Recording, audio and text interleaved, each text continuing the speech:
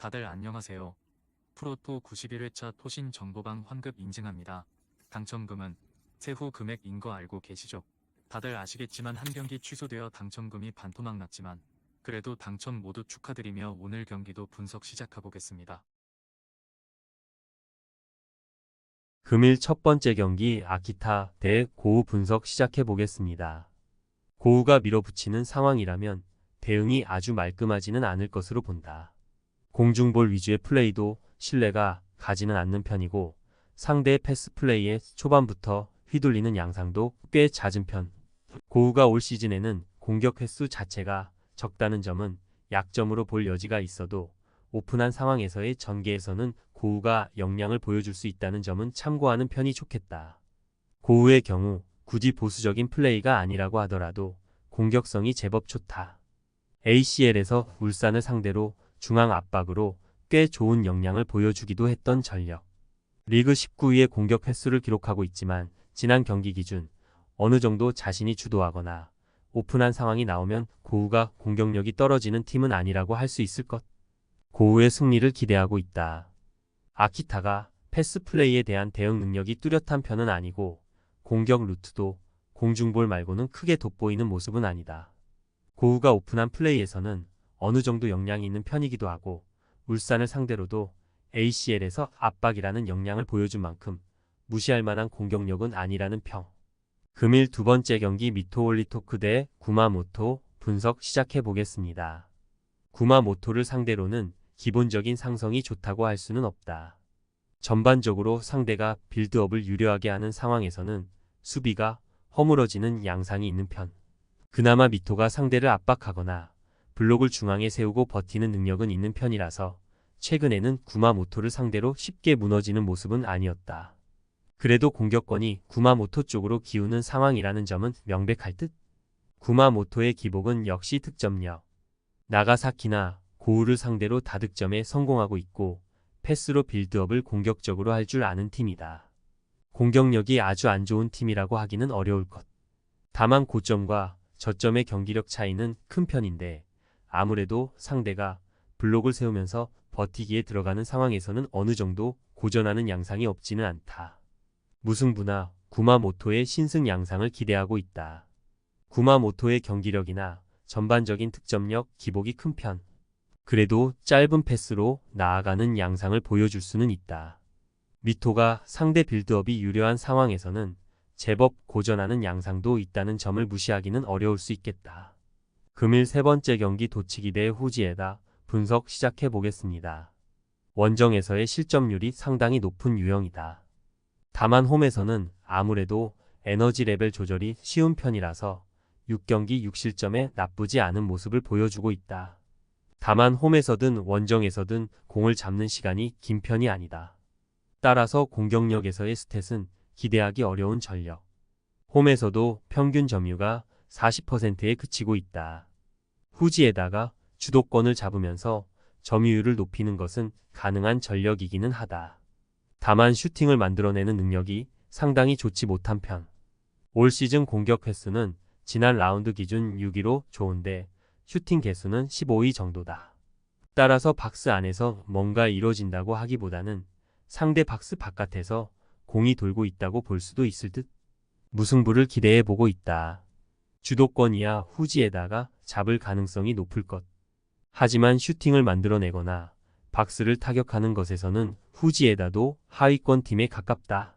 도치기가 홈에서는 실점 커버 능력이 상당히 좋아진다는 점도 무시하기는 어려울 것. 금일 네 번째 경기 오카야마 대 도쿠시마 분석 시작해 보겠습니다. 도쿠시마가 4-4-2 양상의 잠그기로 나서게 될 가능성이 높다는 점이 다행. 물론 이는 수비적으로 다행이라는 점이지 공격적으로는 고생을 좀 할 수가 있다. 구마모토전이나 요코하마 FC전 등 상대가 압박 라인을 좀 올려주거나 공격적으로 해야 득점력이 좀 풀리는 편인데 도쿠사미가 일단 최근 실점률 통제가 전반적으로 된다는 점이 포인트. 일단 도쿠시마가 1-6으로 크게 나가사키에게 진 경우를 제외하면 실점률 통제가 제법 잘 되는 모습이다. 애초에 공격적으로 플레이를 해도 득점력 성과는 잘 안 나는 유형의 팀이라는 점도 변함은 없을 듯.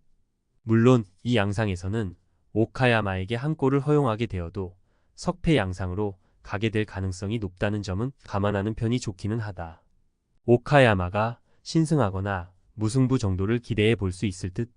일단 도쿠시마가 4-4-2 양상으로 가면서 웅크리는 상황이라면 오카야마가 수비에서는 그다지 힘겨울 상황은 아니라고 본다. 물론 상대가 올라와 주는 상황에서 공격력이 좀 터져주는 양상의 오카야마라서 득점력을 크게 기대할 수는 없다. 금일 5번째 경기 야마구치 대 야마가타 분석 시작해 보겠습니다. 선수 B- 후역습으로 재미를 볼 가능성도 있다고 보고 있다. 중앙을 굳힌 상황에서 강한 면모를 보여주고 있는 전력이고 야마가타가 적극적으로 올라가는 상황에서 원정에서의 에너지 레벨이 뚜렷한 편이라고 하기는 어렵다. 어느 정도 상대의 주도권을 인정하고 나올 가능성도 있어 보이는 상황. 고우나 군마를 상대로도 어느 정도 상대 공격을 받아내면서 역습으로 이득을 거둔 케이스였다. 원정에서는 실점률 통제가 약점.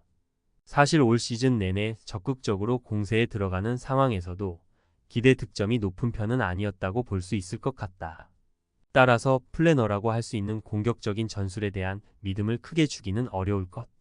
참고로 올 시즌 지난 라운드 기준으로 14골을 실점했는데 11골을 원정에서 내준 상황이다.